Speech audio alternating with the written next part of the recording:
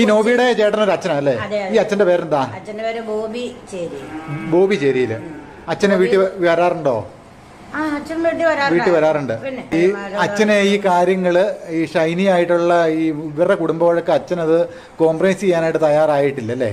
തയ്യാറായിരുന്നെങ്കിൽ ഒരച്ഛനും അച്ഛൻ MSWകാരനാണ്, നല്ല വിദ്യാഭ്യാസമുണ്ട്. പിന്നെ ഇങ്ങനെയുള്ളവരുടെ ഇടപെട്ട് സഹോദരങ്ങളുടെ കുടുംബജീവിതം മുന്നോട്ട് കൊണ്ടുപോകുന്നതിന് പകരം ഇവരെ തമ്മിൽ വീണ്ടും ഈ പെണ്ണിനെ കൂടുതൽ കഷ്ടതയിലേക്ക് ആക്കുകയല്ലേ ചെയ്തു.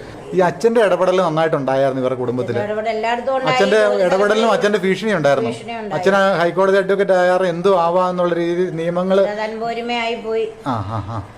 ഹലോ ഫ്രണ്ട്സ്, എല്ലാവർക്കും നമസ്കാരം. ആട്ടിറച്ചിയും പോത്തിറച്ചിയും തേനും വൈനും കുടിച്ച് അതുപോരാഞ്ഞിട്ട് പാവം മനുഷ്യ സ്ത്രീയെയും അവരുടെ പിഞ്ചു കുഞ്ഞുങ്ങളുടെയും മാംസം പച്ചയ്ക്ക് തിന്ന ഒരു പാതിരിയുടെ കഥയാണ് ഞാൻ പറയാൻ പോകുന്നത്.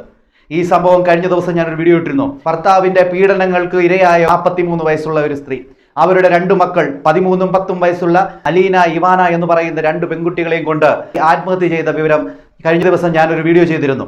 ഇവരുടെ മരണത്തിൽ മുഖ്യ പങ്ക് ഒരു അച്ഛനാണ്, ഒരു പുരോഹിതന്. താനായ സഭയിൽപ്പെട്ട ഈ പറയുന്ന ഷൈനിയുടെ ഭർത്താവായ നോബി കുര്യാക്കോസിന്റെ ജ്യേഷ്ഠ സഹോദരനായിട്ടുള്ള ഒരു ബോബി സെറിയൽ എന്ന് പറയുന്ന ഒരു പാദ്രി, അവനാണ് ഇവരെ കൊലയ്ക്ക് കൊടുത്തത് എന്ന് തന്നെ പറയാം. ഈ പറയുന്ന ഷൈനി ഒരു BSc നേഴ്സായിരുന്നു. ഈ പറയുന്ന നോബിയുടെ കൂടെ ചേർന്ന് അന്ന് തൊട്ട് ഇവരെ ജോലിക്ക് വിട്ടിട്ടില്ല. സ്വന്തം വീട്ടിൽ വന്ന് ഇവർ പല ജോലികളും ചെയ്തു.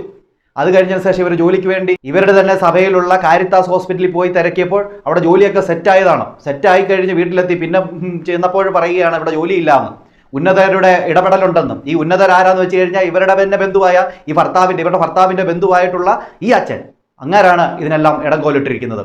എന്തുവായാലും ഇവരുടെ വീടിന്റെ തൊട്ടടുത്തുള്ള ഒരു അമ്മച്ചി വളരെ വ്യക്തമായിട്ട് കാര്യങ്ങൾ പറയുന്നുണ്ട്. എന്തുവല്ല നിങ്ങൾ അതൊന്ന് കേട്ടു നോക്കൂ. ഈ നോബിയുടെ ചേട്ടനൊരു അച്ഛനല്ലേ? ഈ അച്ഛന്റെ പേരെന്താ? അച്ഛന്റെ പേര് ബോബി ചേരി. ബോബി ചേരിയില് അച്ഛനെ വീട്ടിൽ വരാറുണ്ടോ? വീട്ടിൽ വരാറുണ്ട്. ഈ അച്ഛനെ ഈ കാര്യങ്ങള് ഈ ഷൈനി ആയിട്ടുള്ള ഈ ഇവരുടെ കുടുംബങ്ങളൊക്കെ അച്ഛനത് കോംപ്രമൈസ് ചെയ്യാനായിട്ട് തയ്യാറായിട്ടില്ല അല്ലേ? തയ്യാറായിരുന്നെങ്കിൽ ഒരച്ഛനും അച്ഛൻ MSWകാരനാണ്, നല്ല വിദ്യാഭ്യാസമുണ്ട്. പിന്നെ ഇങ്ങനെയുള്ളവരുടെ ഇടപെട്ട് സഹോദരങ്ങളുടെ കുടുംബജീവിതം മുന്നോട്ട് കൊണ്ടുപോകുന്നതിന് പകരം ഇവരെ തമ്മിൽ വീണ്ടും ഈ പെണ്ണിനെ കൂടുതൽ കഷ്ടതയിലേക്ക് ആക്കുകയല്ലേ ചെയ്തു. ഈ അച്ഛന്റെ ഇടപെടൽ നന്നായിട്ടുണ്ടായിരുന്നു ഇവരുടെ കുടുംബത്തിൽ. അച്ഛന്റെ ഇടപെടലിനും അച്ഛന്റെ ഭീഷണി ഉണ്ടായിരുന്നു. അച്ഛന് ഹൈക്കോടതി അഡ്വക്കേറ്റ് ആയാറ് എന്തു ആവാന്നുള്ള രീതി നിയമങ്ങൾ തൻപോരിമയായി പോയി. കാരണം ഇവിടുന്ന് പോയപ്പം ഓസ്ട്രേലിയക്ക് പോയേക്കുവാണല്ലോ. അച്ഛൻ ഓസ്ട്രേലിയയിലാണ്. ആ സമയം പോകുന്നതിന് തൊട്ട് മുമ്പാണ് ഇവർക്ക് ഈ പാലിയേറ്റീവിലുണ്ടായിരുന്ന ജോലിയും കൂടെ കളഞ്ഞു വെച്ച് പോയത്. അന്നേരം പറഞ്ഞാൽ അതിനുള്ള ഒരു ഒന്ന് പിടിച്ചു നിൽക്കാനുള്ള ആ സാഹചര്യം കൂടെ ഇല്ലാണ്ടായി. BSc നേഴ്സായിട്ട് ഈ പെങ്കൊച്ച് ഈ കാരിത്താസ് ഹോസ്പിറ്റലിൽ ജോലിക്കായിട്ട് അപ്ലൈ ചെയ്തായിരുന്നല്ലേ? എത്ര ഹോസ്പിറ്റലിൽ കൂടെ പോയി. ജോലിക്ക് ചെന്ന അന്നാണ് അവർക്ക് ജോലി ചെല്ലാൻ പറഞ്ഞ അന്ന് ചെന്നപ്പോ ജോലിയില്ല. അതിനെ കാരണം വന്നേ അതാണ് പറയുന്നത്. ആ ജോലി ചെയ്യിപ്പിക്കേണ്ടെന്ന് ഉള്ള നിർദ്ദേശം അനുസരിച്ചാണ് അച്ഛൻ പറഞ്ഞു. എന്നാണ് ഇപ്പം മുൻപ്. അതായത് എവിടെ ജോലി കിട്ടിക്കഴിഞ്ഞാൽ അപ്പൊ അച്ഛന്റെ ഇടപെടൽ ഉണ്ടാവും. അച്ഛൻ വിളിച്ചു പറയും. പാലിയേറ്റീവ് കെയറിൽ ജോലി ചെയ്തോണ്ടിരുന്നപ്പോ അച്ഛൻ പറഞ്ഞു ഇവിടെ അവളെ ജോലിക്ക് നിർത്താൻ പറ്റിയായിരുന്നല്ലേ? വീട്ടിലുമായിട്ട് പ്രശ്നക്കാരാണ്, അവള് പ്രശ്നക്കാരിയാണ് എന്നുള്ള മട്ടിലാണ് സംസാരം. അത് കാരണം അവിടുന്ന് ഒഴിവാക്കി വിട്ടു. അത് അന്ന് ആ ദിവസങ്ങളിൽ തന്നെ ഞാൻ അറിഞ്ഞായിരുന്നു ഇങ്ങനെ അതിനെ ഒഴിവാക്കിയെന്ന്. അന്നേരം പറഞ്ഞു അച്ഛൻ പോണതിന് മുമ്പ് ശരിക്കും അതിന്റെ തലയെ ചവിട്ടിട്ടാ പോയെന്ന്.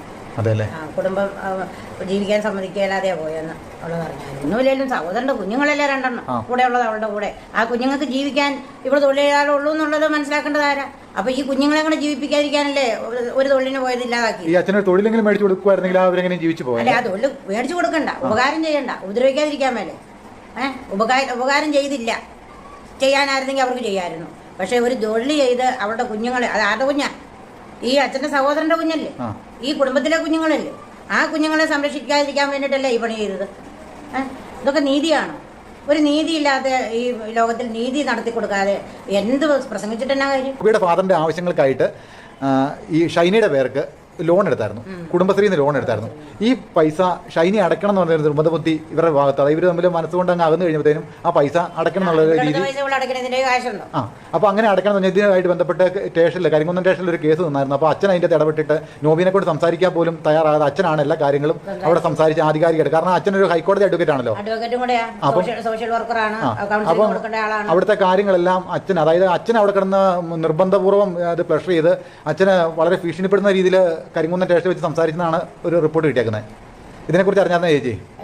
ലോൺ എടുത്തു, ലോൺ അടയ്ക്കാൻ നിർവാഹമില്ല എന്നുള്ള കാര്യങ്ങൾ. ഈ ലോൺ എടുത്തത് ഇവരുടെ ആവശ്യങ്ങൾക്കായിട്ടല്ലേ? വീട്ടിലായിരുന്നപ്പോഴാണല്ലോ, വീട്ടിലെ ആവശ്യത്തിനാണല്ലോ എടുക്കുന്നത്, അല്ലാതെ വേറെ ഒന്നിനും എടുത്തതല്ല. പിന്നെ കൊച്ചിന്റെ പഠനാവശ്യത്തിനോ അങ്ങനെയുള്ള കാര്യങ്ങൾക്കൊക്കെ ആയിട്ട് എടുത്തത്. എന്നാലും ഇവന് തൊഴിലുണ്ട്, പക്ഷേ എന്നാലും ഇവനെ കൊണ്ട് ഇവിടെ കൊണ്ട് എന്തിനാണ് ലോൺ എടുപ്പിച്ചതെന്നുള്ളത് അത് നമ്മൾ മനസ്സിലാക്കി. ഈ അമ്മച്ചി പറഞ്ഞ കാര്യങ്ങൾ എത്ര ക്ലിയർ ആണ്.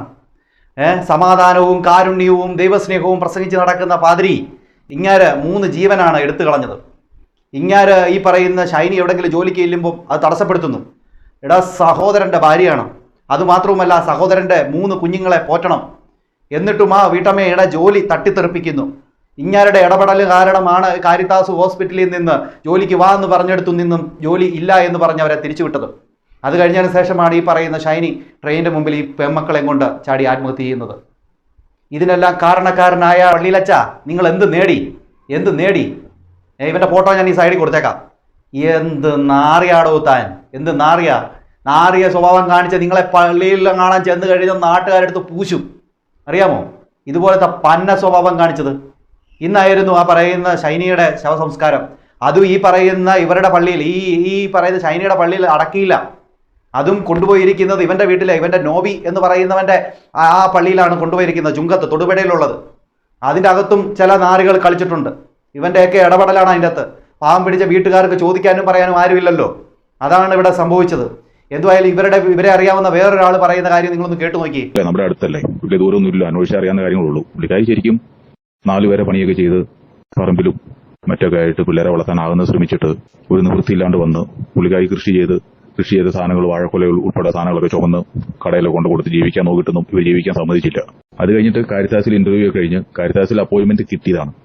അതുപോലെ തന്നെ മോനിപ്പള്ളിയിലാണോ കൊച്ചുകുന്നേലാണോ അവിടെ അപ്പോയിന്റ്മെന്റ് കിട്ടിയാന്ന് പറയാം. രണ്ടിടത്തും പുള്ളിക്കാരിക്ക് ജോലിക്ക് കയറാൻ പറ്റിയില്ല, മാനസിക വിഭ്രാന്തി ഉണ്ട് എന്ന് ഉന്നതങ്ങളിൽ നിന്നുള്ള ഇടപെടൽ മുഖേന.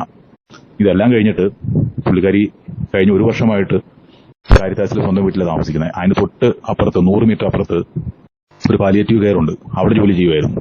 അവിടെ നിന്നും സ്വാധീനം ഉപയോഗിച്ച് പുള്ളിക്കാരിനെ പിരിച്ചുവിട്ടു, പറഞ്ഞു വിട്ടു.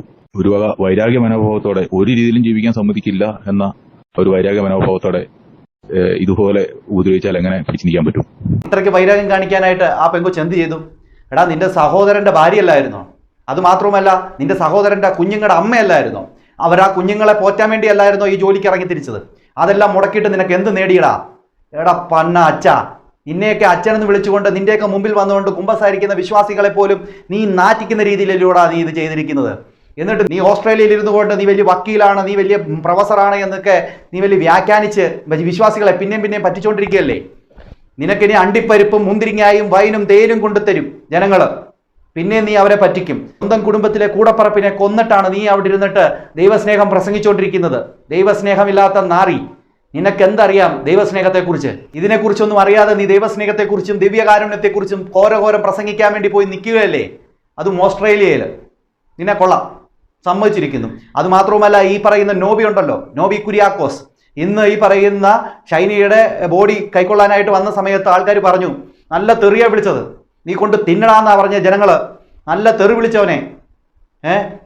ഇവനോട് പറഞ്ഞു ഇറങ്ങി നീ പോയി എടുക്കടാ, നിന്റെ പെണ്ണുപിള്ളയുടെ ബോഡി പോയി എടുക്കാൻ പറഞ്ഞപ്പോൾ ഇവൻ ആദ്യം വിസമ്മതിച്ചു, എന്നിട്ട് പോയി ഇവൻ എടുത്തു കഴിഞ്ഞപ്പോഴത്തെ നാട്ടുകാർ നല്ല പൊങ്കാല ഇട്ടു. കുഞ്ഞുങ്ങളുടെ ബോഡി പോയി എടുക്കുമെന്ന് പറഞ്ഞപ്പോൾ അവൻ എടുത്തില്ല, അവനെ വിട്ടു സ്ഥലം. എന്നിട്ട് അവൻ്റെ പൂക്കണ്ണീര് വരെ ഉണ്ടായിരുന്നു, അവൻ്റെ കണ്ണീരൊലിപ്പ ആറികൾ. എന്ത് ചെയ്യാനാന്ന് പറ? ആ കൊച്ച് എങ്ങനെയും ജീവിച്ചേനേയും. കഴിഞ്ഞ ഞാൻ വീഡിയോ ഇട്ട സമയത്ത് ആൾക്കാർ കമന്റ് ഇട്ടു, ആ പെൺകുട്ടിക്ക് വേറെ ജോലി എടുത്തുകൂടായിരുന്നു എന്നൊക്കെ. എങ്ങനെ എടുക്കാനാണ്? ആ കൊച്ച് എവിടെ ജോലിക്ക് പോയാലും അതിനെ തടസ്സപ്പെടുത്തുകയാണ് ഈ പറയുന്ന ഈ വൈദികൻ. ഇവനെ പോലെ ഉള്ളവനൊക്കെ സ്വന്തം കുടുംബത്തുണ്ടെങ്കിൽ എന്ത് ചെയ്യാൻ പറ്റും? എൻ്റെ പെണ്ണു പ്രേക്ഷകരെ എന്ത് ചെയ്യാൻ പറ്റും? നിങ്ങൾ തന്നെ പറ. എന്താണ് നിങ്ങൾക്ക് തോന്നുന്നത്? നിങ്ങളുടെ അഭിപ്രായ നിർദ്ദേശങ്ങളും കമന്റ് ചെയ്യുക. അടുത്തൊരു വീഡിയോ കാണുന്നതായിരിക്കും. എല്ലാവർക്കും ബൈ.